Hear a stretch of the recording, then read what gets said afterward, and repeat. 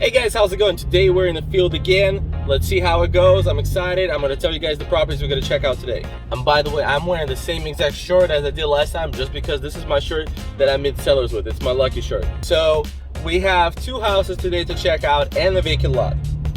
The first house that we're checking out came from my virtual assistant. He called the owner and they ended up saying that they're interested in selling. And they told the price. The price is a little higher than what I would like, but it's not high enough that it doesn't, I think it's negotiable, and I think it will maybe make sense. So I'm gonna check that out. Then after that, I have a second house that I'm checking out. That price is also a little bit higher, but I think that's pretty regular and usual, that the price is a little higher than you would like a lot of times before you negotiate. I mean, that's why you negotiate. But the second house came from I closed on another property this people own.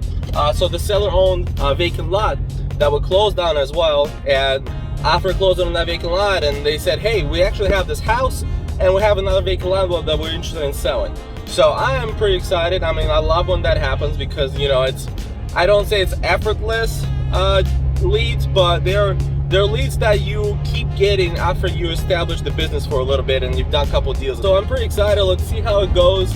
I'm gonna show some pictures to you guys and see how the houses are on the inside. I think they're both I think the second one will need a lot more work than the first one, but I can't predict the future, so I guess let's see how it goes. All right guys, so we went to check it out. You're gonna be seeing some pictures right now on the screen. They want a decent amount that's not insanely crazy on the price, and the motivation is that they're just moving and they don't want to bother with doing stuff to the house. As you can see, it's not in a horrible shape. It just needs some work. I would say someone that puts in 10-15 grand in this house, they could do something with it. I told her I want to make her an offer, and that's how I like to leave. When I look at places, I don't negotiate there. I don't think you should be negotiating there. What I do is say, hey, I'm gonna take a look at it, look at my numbers, and make you an offer, and then based on that offer, we'll go from there. This could be a waste of time, and she could say, screw you and your offer. But this could also be really good because she already met me. She believes that I'm a real person, because that's all the big thing. You have to build the credit that you're a real person. You're actually an investor, a wholesaler, or whatnot. I have another place to check it out, but I have like a 2-hour break, so I'm gonna go grab something to eat a little bit and then move on to the second property. Alright guys, so I went to check out the other property. I don't think this one is bad either. I can't really tell yet. I'm actually gonna hop into my computer. I'll show you guys as well, so stick around till the end of the video. What I'll do is that I'll hop into the computer and show you some comparables in the area.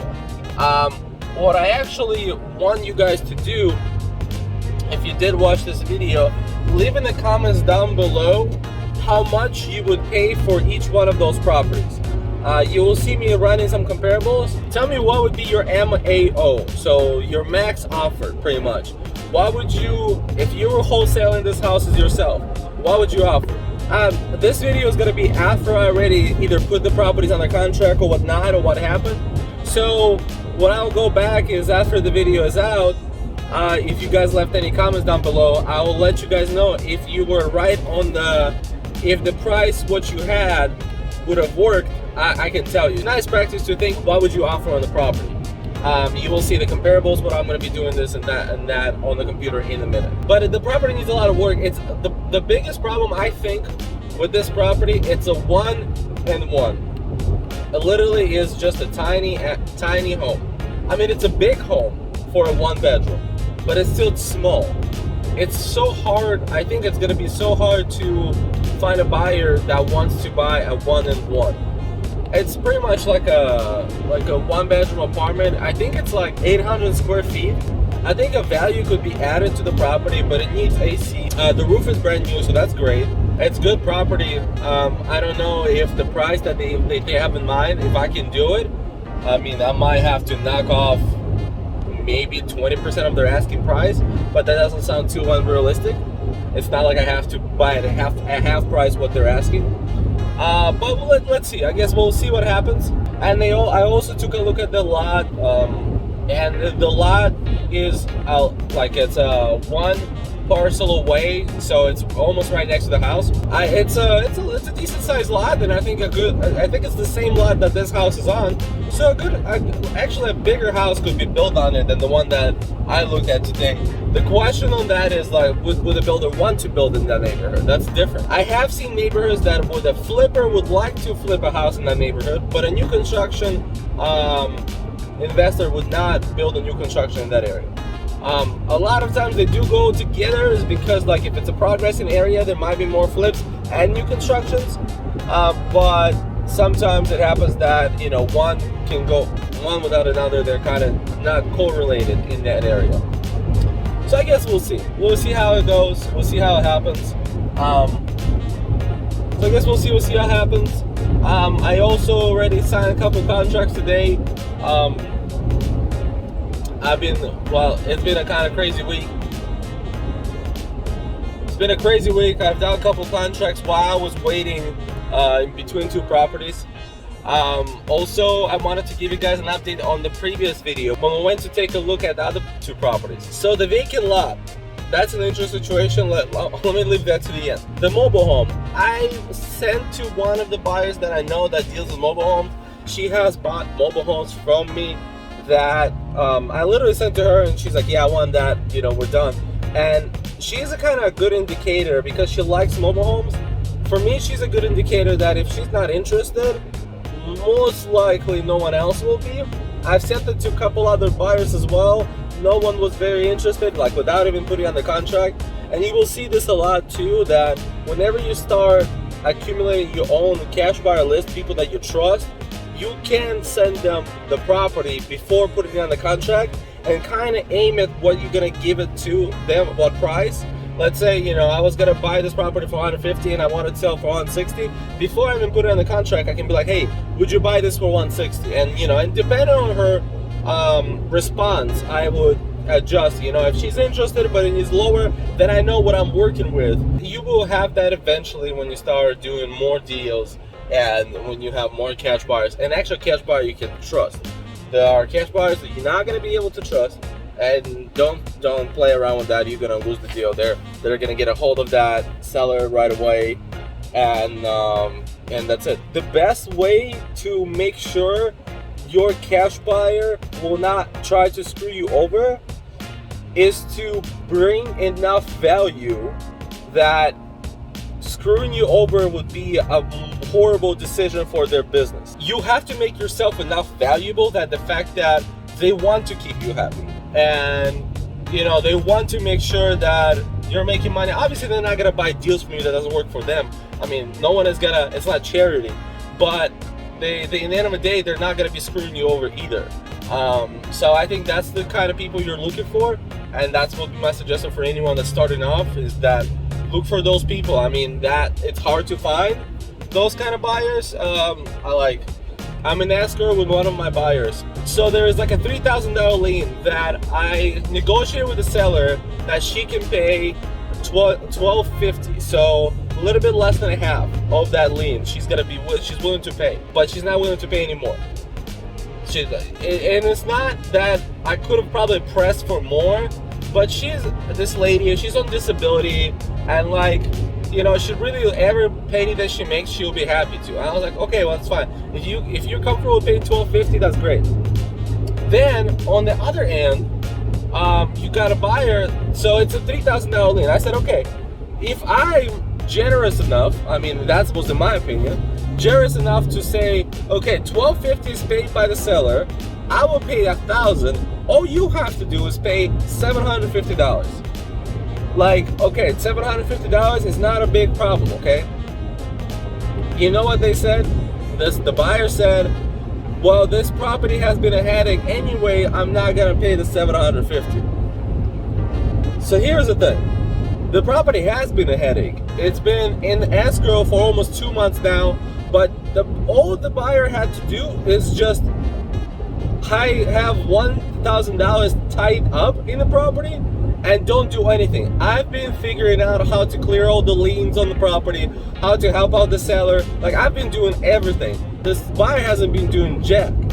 But they're like, oh, well, you know, it's been a stressful being in escrow for so long, so we're not willing to pay the extra $750. Do you really think that whenever the next deal comes over, they will be the first one to see that deal? No, of course not. I mean, I'm not dumb enough that I'll keep the good relationship. Good relationship is that whenever it works for me, I'll be sending them deals. If none of my other buyers that I trust and respect, and they respect me, and they're willing to work with me better, if none of them want the property, they will get the second bite. They will get the second say what if they want the property or not. And the crazy part is, over the time when we had this property in escrow, I have sent them maybe 4 or 5 lands that I had for sale. One of them worked, but they were very late to the party. They didn't respond fast enough. It was sold already by that time. But the thing is that if you see someone working so hard, I consider myself working really hard, and like I get a lot of properties, and like I do stuff that I feel like you would want to keep me on your good side if you're doing business. I'm not saying that if you're on your bad side, I'll do something to screw you over. No, I won't just bring you any value. And I believe that I can provide a lot of value. I guess that's the point. If you have to position yourself the same way, and unfortunately, if in the future, if you start becoming actually buying from wholesalers, and I'm talking to myself as well, $750 is not enough money to screw up a relationship with a valuable person that can benefit your business. I don't know what's enough money. I guess that for everyone is different. What's enough money to screw someone up? But when you're talking investors, in my opinion, $1,000, $2,000 is not the right amount to think about. Like, it really bugs me, I think, when that happens, is because it's not like I came to them and I said, well, I'm not gonna pay anything, guys, so you gotta pay the other $1,750. I wasn't that guy. I said, hey, I'll pay the $1,000 for my assignment fee. So, and then you just have to pay the $750. And they said, no, screw you, dude. We ain't gonna do that. And I said, okay. Well, I'll still go through with the deal, and I'll take the extra $750. But trust me, I'm remembering it, and I'm not gonna bring you revenge, but I'm definitely not gonna bring you as much value as I could. You lost a lot of business. That $750 probably grew into a lot more lost revenue in the future. I feel like I should just have a wholesaling podcast. I swear to God, I enjoy talking about this stuff so much. But I don't know if it's entertaining enough to watch on YouTube videos. You guys let me know if you want something like that, just me talking about wholesaling and giving you some thoughts about the business and just stuff like that. But yeah, guys, let's tune in back in on the computer when I'm gonna tune back in when I'm at the computer and show you guys a little bit about the properties. Alright guys, so we're back to it. We're back at the computer. I'm gonna put in these addresses right now of the properties we checked out today, and let's run some comparables. Alrighty, so the first one I'm gonna be taking a look at is this one right here. Yeah, and the problem is there's no comparables within a half a mile, which is what you really want to be within the last year, that are this similar size to this house. Because this house is right under 1,000 square feet. It wasn't a huge house at all, but it had 3 bedrooms and 1.5 bathroom, which is pretty nice, to be honest with you. So what I can do is that I extend this square footage a little bit just to get an idea of the prices in the area. So this looks like it was a fixer-upper. I mean, that's one way to put it, but it was a fixer-upper that needed a lot of work. That's what it. I think it needs a lot of work. It looks like it, and it was purchased almost a year and 8 months ago. A year and 8 months in today's market, that's a big difference. And this was purchased on MLS as well. So this was bought for $63,000, and it was bigger. That's the problem. It was bigger. This is other property. It's 1,200 square feet. And it was bought when it was bought. It was bought 7 months ago, and it's nice. So it's actually a either rehab property. I don't know. We can look up MLS details. It doesn't say it was newly renovated, but it does look really nice. So why not? I think this is a good property to compare it with as to what would be our estimated after repair value of the house. And this other house right here, I think I saw this house when I was originally looking. The reason why we can't compare it to this one has a pool. And having a pool adds, I don't know, like $20,000-$30,000 to your value. So we're not even comparing this one. So we have this one and we have this one. The problem with both of those, they're a little bit bigger on the square footage. You want to find houses that are close to your square footage, but unfortunately with this situation, there isn't any. So both are bought a month apart and were bought for the same exact price. It makes sense. They're almost the same square footage, you know, everything like that. Yeah, so this property right here, it says it's in fantastic condition. It is. I think it might be either newly remodeled. But alright, so she wants $120,000. I don't think I can pay that, and I don't think that's worth it. I'll probably have to be, you know, somewhere in a range of like 85 to 90. We're still gonna take a shot at it, see what we can do. Like, it didn't need a lot of work, but it still needed some work. Here's how you can calculate it when you can't find a property that's the same exact square footage. So it was $180,000, the two other properties that I'm talking about.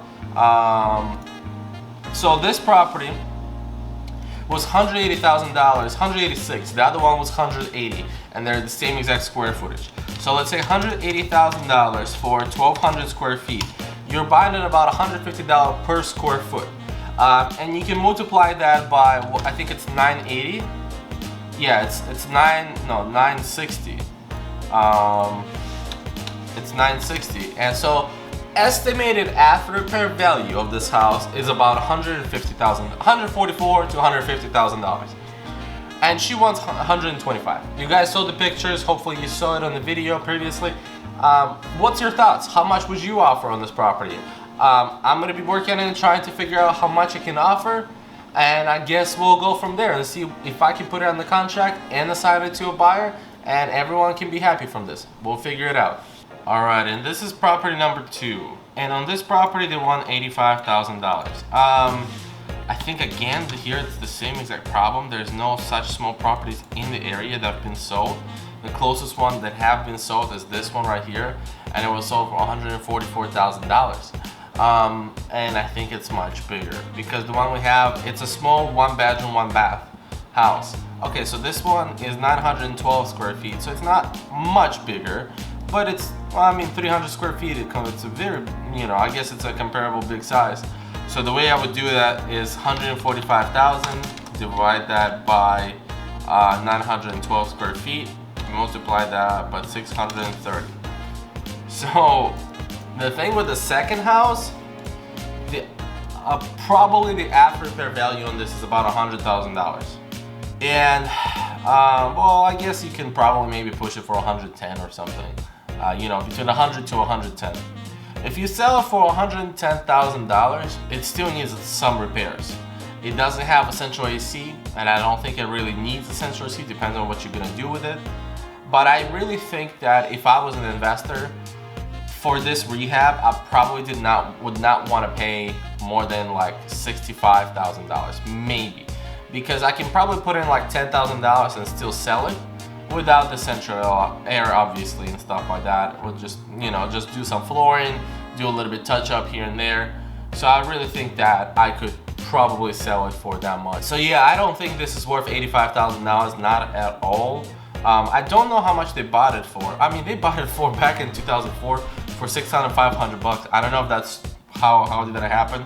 Maybe they bought it at a foreclosure. You normally want to have more comparables, but so it happened that both of the houses that I'm working on today don't have good comparables, and that will happen sometimes. That will happen sometimes. Look at this. There's two houses. This house right here was bought for $29,000, and this house right here was bought for $15,000. That's not. I mean, I'm assuming it's. Yeah, I get it that it's in such a bad shape, but I don't remember the last time I've seen something like this. But yeah, so $85,000 is a little bit too high. Probably I would have to try to negotiate with them, you know, see how low I can go. Oh, let's look at the vacant lot as well. So besides the house, they told me they want to sell this vacant lot right here. They also want too much. That's the funny part. They actually had it for sale for $12,000. He told me he wanted it for $18,000. I will buy this lot probably for like $6 grand. Yeah, I think I would. I mean, I would pay for this lot. I think a buyer would pay for this lot about $6,000 because I could normally push something for about 8 to 10 in these areas in general. Look at this. So this some kind of an investor bought this lot, but the reason why this lot is nice, you can take a look at it. It's actually, I think it's a triple lot. So like 1, 2, 3. So that would be 3 lots in one, and you can build 3 houses. Both of those properties need a lower offer, and I'm gonna make those offers and just see what they think. The good part about it, when you already kind of establish connection with the sellers, it's easier to negotiate because at this point they're not questioning if you're a real person. They already know you're a real person. They're already just kind of, you know, now it's the play game of like trying to figure out how low you can go. And you know, and I can be like, hey, you know, I can probably make $55,000 work on this house, or 50 or whatever, and then you want to give it to me for 50, I'll do it. And the same thing with the land, I was like, I'll do it for like 6, maybe 7. And then the other house, the big one, I don't know. That one I probably would have to do it for like $90,000, but it all depends, I guess. If they're willing to negotiate with me. I hope you guys enjoyed this episode. We went a lot on the field again. Please leave a comment down below, like I said, what you think would be your max offer on these properties. And let's see if any of you guys get it right, if I can make these deals or not. But as always, guys,